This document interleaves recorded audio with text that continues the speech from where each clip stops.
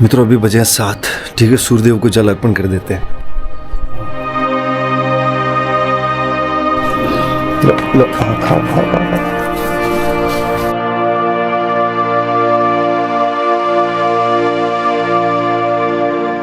जय जय शिव शंभू। मित्रों सभी को मेरा प्रणाम। मित्रों आज बात कुछ ऐसी हो गई कि कल रात को हम एडिटिंग करके जो आज वीडियो आने वाला है लगभग 8:15 बजे आएगा, उसको एडिटिंग करके 1 बजे सोए। डेली की मेरी आदत है, जो मेरा अलार्म है वो वीकली का डला हुआ पूरे सप्ताह के लिए वो रहता है। लेकिन क्या जैसे सुबह उठता हूँ ना मैं, तो कितनी बार उसको ऑफ कर देता हूँ, लेकिन मैं याद से उसको ऑन कर देता हूँ। आज क्या हुआ कि रात को मतलब जब मैं सोया 1 बजे तो अलार्म को ऑन करना भूल गया, और फिर बाद में रात को सोया भी 1 बजे था, तो फिर मेरी नींद जो खुली वो सीधे 6:30 बजे खुली। तो फिर उसके बाद में हमने घर पे भी सूर्यदेव को जल का आरती दिया और सीधे हम यहाँ आ गए। तो आज 1 महीने में, लगभग 1 महीने से भी ज्यादा हो गया, लगभग 40 दिन में पहली बार ऐसा हुआ है कि हम 5 बजे नहीं उठ पाए। चलो कोई नहीं, जीवन सहज है, कभी कभी होती है ये सब चीजें। तो आज अभी हम यहाँ आ गए वापस अपने स्थान पे, और सबसे पहले अभी हम मेडिटेशन के लिए बैठेंगे सीधा ना।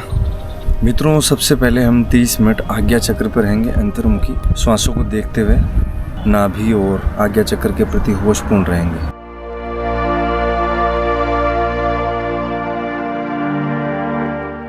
मित्रों 30 मिनट के लिए हम आज्ञा चक्र पर रहे। अभी हम 20 मिनट माला जप करेंगे, फिर उसके बाद शवासन में लेटेंगे।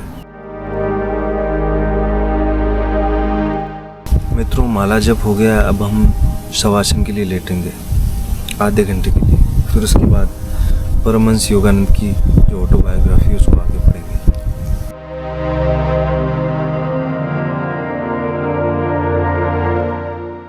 मित्रों आज हम योगी कथा अमृत के सबसे इम्पोर्टेंट चैप्टर जिसका नाम है क्रिया योग विज्ञान, इस पर पहुंच चुके हैं। मित्रों ये जो अध्याय है थोड़ा सा लंबा है और ये बहुत ज़्यादा गहरा है, तो पढ़ते हैं एक बार, बहुत आनंद आएगा। मैं भी कहीं ना कहीं चाहता हूँ कि मैं इस योग को सीखूँ, और इसके लिए जो करना पड़ेगा वो भी करेंगे हम भविष्य में। भले ही इसको सीखने के लिए मैं जबलपुर जाना पड़े, लेकिन हम जाएंगे और ये भी सीखेंगे। तो अभी पढ़ते हैं, ये 26वां अध्याय है, क्रिया योग विज्ञान।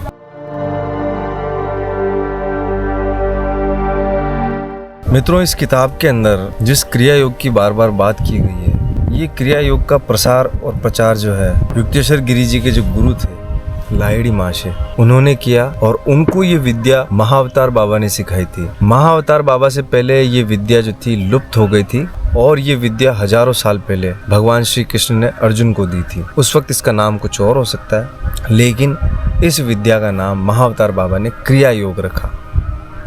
अब वो क्यों रखा ये समझिए। मित्रों क्रिया शब्द जो है वो संस्कृत के क्रय धातु से बना है, जिसका अर्थ है कर्म करना, प्रतिकर्म करना। इसी धातु से कर्म शब्द भी बना, जिसका अर्थ है कार्य कारण या नैसर्गिक नियम, और इसी धातु से कर्म शब्द भी बना है, जिसका अर्थ है नैसर्गिक नियम, कार्य कारण। और फिर इसी में क्रिया योग का अर्थ होता है एक विशिष्ट कर्म या विधि क्रिया द्वारा अनंत परम तत्व के साथ मिलन योग। इस क्रिया योग विधि का निष्ठा पूर्वक अभ्यास करने वाला योगी धीरे धीरे कर्म बंधन से या कार्य कारण संतुलन की नियमबद्ध श्रृंखला से मुक्त हो जाता है। मित्रों यहाँ क्रिया योग के बारे में बताया गया है कि क्रिया योग एक सरल मनोदेहिक प्रणाली है, जिसके द्वारा मानव रक्त कार्बन रहित होकर ऑक्सीजन से पूरित हो जाता है। इस अतिरिक्त ऑक्सीजन के अणु प्राण धारा में रूपांतरित हो जाते हैं, जो मस्तिष्क और मेरुदंड के चक्रों में नव शक्ति का संचार कर देते हैं। शिराओं में बहने वाले अशुद्ध रक्त यानी कि वेनमस ब्लड का संचय रुक जाने से योगी ऊतकों टिश्यूज में होने वाले ह्रास को रोक सकता है या कम कर सकता है। उन्नत योगी अपनी कोशिकाओं यानी कि सेल्स को ऊर्जा में रूपांतरित कर देता है। एलाइजा, ईसा मसीह, कबीर, अन्य संत क्रिया योग या उसी के समान किसी प्रविधि के प्रयोग में निष्णात थे, जिसके द्वारा वह अपने शरीर को अपनी इच्छा अनुसार कहीं भी प्रकट या अंतर्ध्यान कर सकते थे। मित्रों क्रिया योग एक प्राचीन विज्ञान है, जिसको लाहिड़ी महाशय ने अपने गुरुदेव, जिनका नाम था महाअवतार बाबा, से सीखा। महाअवतार बाबा ने अंधकार युगों में इसके लुप्त हो जाने के बाद फिर से उसे प्रकट कर परिष्कृत किया। बाबा जी ने इसे क्रिया योग का सीधा साधा नाम दिया। मित्रों, ये वीडियो थोड़ा सा लंबा होने वाला है, लेकिन जिनको इस बात को समझना है उनको ये अवश्य देखना चाहिए। भगवान कृष्ण यह भी कहते हैं, मैंने ही अपने एक पूर्व अवतार में ये अविनाशी योग एक प्राचीन ज्ञानी विवस्त सूर्य को दिया था। विवस्त ने इसे अपने पुत्र महान स्मृतिकार मनु को और मनु ने सूर्य वंश के संस्थापक इक्ष्वाकु को दिया था। मित्रों, इस प्रकार परंपरा से प्राप्त इस राजयोग को राज ऋषियों ने जाना, किंतु हे परतंप अर्जुन, इसके बाद ये योग बहुत ही काल से इस पृथ्वी लोक से लुप्त प्राय हो गया। एक से दूसरे के पास इस प्रकार पहुंचते हुए राजयोग की ऋषियों ने भौतिकवादी युगों के शुरू होने तक रक्षा की। फिर पुरोहितों की गोपनीयता की प्रवृत्ति और मनुष्यों की उदासीनता के कारण ये पवित्र विद्या धीरे धीरे अप्राप्य हो गई, यानी कि इसका लोप हो गया धरती से। और फिर इसके बाद परम योगी महाअवतार बाबा ने इस विद्या का संचार वापस किया और लाहिड़ी माशे को इसको सिखाया। फिर लाहिड़ी माशे से इस विद्या को युक्तेश्वर गिरी जी ने सीखा। युक्तेश्वर गिरी जी से ये योगानंद जी में ट्रांसफर हुई। फिर योगानंद जी ने उनके गुरु को सिखाया। अभी भी ये विद्या अगर कोई सीखना चाहता है तो रांची में और जबलपुर में इनके संस्थान है, वहाँ पर जाके कोई सीख सकता है। अगर वो लायक होगा तो बिल्कुल सीखेगा। मित्रों, यहाँ पर इस अध्याय को जब मैंने पढ़ा तो जब इस जगह में पहुंचा जो अभी मैं आपको बताने वाला हूँ, तो वहाँ पर मेरे रोंगटे खड़े हो गए और मैंने देखा, यार कहाँ फंसा हुआ हूँ मैं, कहाँ फंसे हो आप, कहाँ फंसे हुए ये सब लोग। सुनो ध्यान से।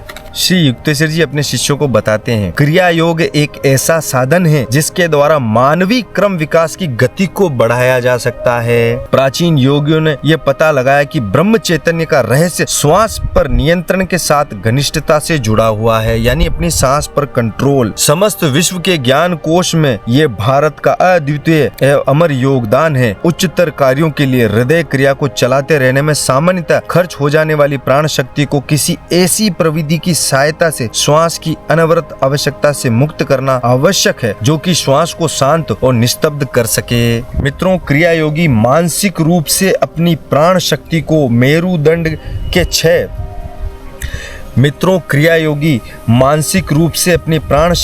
मेरुदंड के 6 चक्रों आज्ञा, विशुद्ध, अनाहत, मणिपुर, स्वादिष्टान तथा मूलाधार में ऊपर नीचे घुमाता है, ऊपर नीचे घुमाता रहता है प्राण शक्ति को।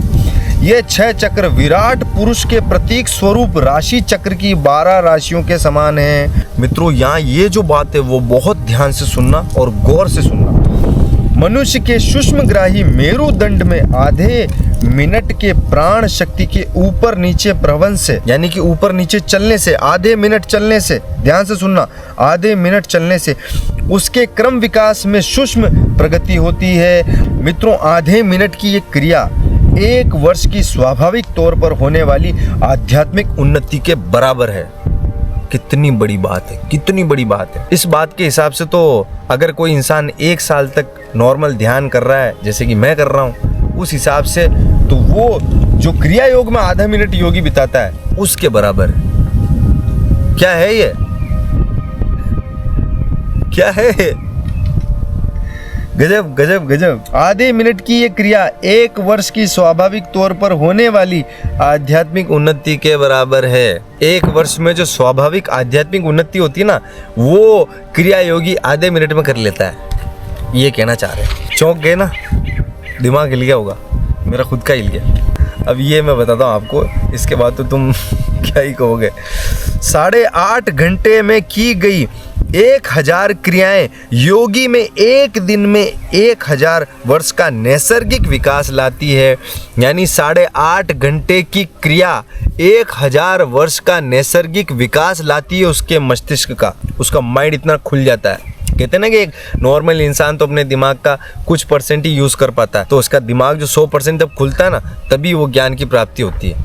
वो पूरा खुल जाता है, तभी वो ब्रह्म चैतन्य से एकाकार हो जाता है, या कि कहें कि वो ईश्वर में विलीन हो जाता है, या उसको ज्ञान प्राप्त हो जाता है। वो पूरा उसका माइंड खुल जाता है। लूसी फिल्म देखी, लूसी के अंदर जो होता है वो तो खाली फिल्म में बताया, लेकिन यहाँ ये बता रहे ओरिजिनल। और इसी प्रकार 1 वर्ष में 3,65,000 वर्ष का विकास लाती है।